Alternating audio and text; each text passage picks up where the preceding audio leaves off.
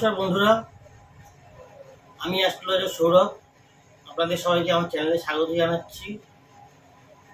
যেটা দেখতে পাচ্ছি বরাবর ধরে চলে আসছে সেটা হলো কালসর্প দোষের নামে সাধারণ মানুষকে প্রচণ্ডভাবে ভয় দেখানো হচ্ছে, ভয় দেখানো হয় এবং এই পুজো করলে, শান্তি করলে আপনারা নাকি আপনাদের যা গন্ডগোল আছে সেটা ঠিক হয়ে যাবে। আমি একটা কথা বলি, কালসর্প দোষ যেটা বলা হচ্ছে সেটা তৈরি হলো বার্থ চার্টের একদিকে থাকবে রাহু, একদিকে থাকবে কেতু। রাহু কেতু সবসময় অপোজিটে থাকে। রাহু যদি ফার্স্ট হাউসে থাকে, কেতু সবসময় সেকেন্ড হাউসে থাকে, সেভেন্থ হাউসে। রাহু যদি সেকেন্ড হাউসে থাকে, কেতু সবসময় এইট হাউসে থাকবে, মানে একদম অপোজিট পজিশনে থাকবে। আর এর একটা সাইডে রাহু আর কেতুর মাঝখানে সব গ্রহ যখন চলে আসে, বা কেতু আর রাহু মাঝখানে যখন সব গ্রহ চলে আসে, তখন সেটাকে কালসর্পদোষ বলে আখ্যা দেওয়া হচ্ছে। কিন্তু শাস্ত্রে কোনো বইতে এই কথাটা কিন্তু লেখা নেই যে কালসর্প দোষ বলে কোনো দোষ আছে এবং এই দোষের জন্য আপনারা ভুগবেন, এই কথাটা কিন্তু কোথাও শাস্ত্রে লেখা নেই। একদম 100% গ্যারেন্টি। যারা কালসর্প দোষ বলে আপনাদের ভয় দেখাচ্ছে এবং কালসর্প দোষের পুজো করাচ্ছে গাদা গাদা টাকা নিয়ে, এই জিনিসগুলো কিন্তু কখনোই সম্ভব না। দেখুন, চার্টে কোথাও হয়তো প্রবলেম আছে, সেই জন্য আপনার প্রবলেম আসছে লাইফে। চার্টে কোথাও প্রবলেম থাকলে প্রবলেম আসে, সেটা কালসর্প দোষ বলে তার ঘাড়ে চাপিয়ে দিয়ে আপনার থেকে টাকা নিয়ে নেওয়া, সেটা কিন্তু সলিউশন না, সেটা ঠিক রাস্তা না। রাস্তা হলো আপনাকে চার্টে কোথায় প্রবলেম আছে সেটা খুঁজে বের করতে হবে। আপনার জন্ম পত্রিকাতে কোথাও প্রবলেম আছে বলে আপনার প্রবলেম হচ্ছে এবং আপনি একজন জ্যোতিষীর কাছে গেছেন যে কেন আমার এই প্রবলেমটা হচ্ছে। সে আগেই দেখে নিল রাহু কেতু তার অ্যাক্সিসের মধ্যে সব গ্রহ রয়েছে, আপনার কালসর্প দোষ রয়েছে। কালসর্প দোষ বলে কোনো দোষ হয় না। দয়া করে আপনারা নিজেদের চার্ট দেখুন, চার্ট দেখে বুঝুন যে রাহু আর কেতুর একটা সাইডে যদি সব গ্রহ চলে আসে সেটা কালসর্প দোষ বলে আখ্যা দেওয়া হচ্ছে। সেটা কিন্তু কালসর্প দোষ না, কালসর্প যোগ হতে পারে, কালসর্প দোষ না, যোগ। ঠিক আছে, তাতে আপনার কোনো ক্ষতি হচ্ছে না, ওই বাচ্চাদের কোনো ক্ষতি হচ্ছে না না না। শাস্ত্রে মানে বৈদিক মতে কোনো বইতে লেখা নেই।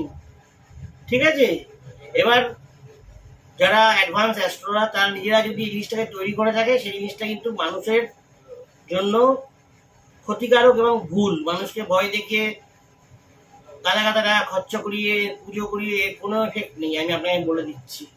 ঠিক আছে, মানসিক দিক দিয়ে আপনি শান্তি পাবেন, আপনি করিয়েছেন, আপনার কোনো প্রবলেমই নেই চার্টে ওইটার জন্য। ওইটা আপনাকে কোনো প্রবলেম দিচ্ছে না, একদম গ্যারেন্টি। আপনার বাচ্চাতে অন্য কোনো প্রবলেম থাকলে তার সলিউশন বের করতে হবে যে কেন হচ্ছে। ধরুন কারোর কেতু আপনার নাইন্থ সাইনে, নাইন্থ মানে স্যাজিটেরিয়াস বা ধনু সাইনে রয়েছে, অথবা কারোর রাহু থার্ড সাইনে, যেটাকে বলে হচ্ছে জেমিনাই, মিথুন, মিথুন সাইনে রয়েছে, তাহলে কিন্তু এটা উচ্চ অবস্থা হয়ে গেল।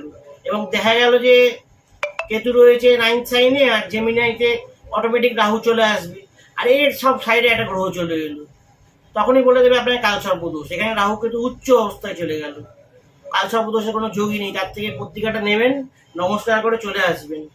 ঠিক আছে, কালসর্প দোষের নামে যে মানে যে জিনিসটা ঘটছে সেই জিনিসটা থেকে আপনারা অ্যাওয়্যার হয়ে যান এবং এর জন্য কিন্তু কোনো টাকা পয়সা খরচা করবেন না, কারণ কালসর্প দোষ বলে কোনো দোষ কিন্তু শাস্ত্রীয় মতে নেই। আমি একদম 100% গ্যারেন্টি দিয়ে আপনাদের বলছি, মনে জোর আনুন। অন্য কোথাও প্রবলেম থাকতে পারে বাচ্চাটার, সেটা ঠিক করতে হবে, কিন্তু কালসর্প দোষ যেটা বলে বড় বড় অ্যাস্ট্রোলজার টিভিতে পাঞ্জাবি পরে এসে বসে, এটা কিন্তু ঠিক না। আমি কারোর নাম করে কাউকে করতে চাই না, সবার বিদ্যা সবার কাছে বিরাট, কিন্তু আমি যেটা জানি আমি সেটা বলছি। আমি যেটা জানি একদম আমি 100% কনফিডেন্ট যে আমি বলছি এটা ঠিক। আপনারা কালসর্প দোষের নামে এক পয়সাও খরচা করবেন না। কালসর্প দোষ আপনাকে কিন্তু প্রবলেম দিচ্ছে না, আপনার বার্থ চার্টে অন্য কোনো প্রবলেম আছে যার জন্য আপনাকে মানে কোনো রকম প্রবলেম হয়তো ফেস করতে হচ্ছে, সেটা কালসর্প বলে আপনার ঘাড়ে চাপিয়ে দিলে সেটা চলবে না। আজকে ভিডিওটা এখানে শেষ করে দিচ্ছি, আগামী নতুন ভিডিও নিয়ে আসবো। ভালো লাগলে একটা লাইক দেবেন, চ্যানেলটা সাবস্ক্রাইব করবেন, আপনাদের জন্য সবসময় আছি। চ্যানেলের মেম্বার হয়ে যান, সাবস্ক্রাইবার হয়ে যান। তাহলে আজকের মতো ভিডিওটা শেষ করছি। নমস্কার।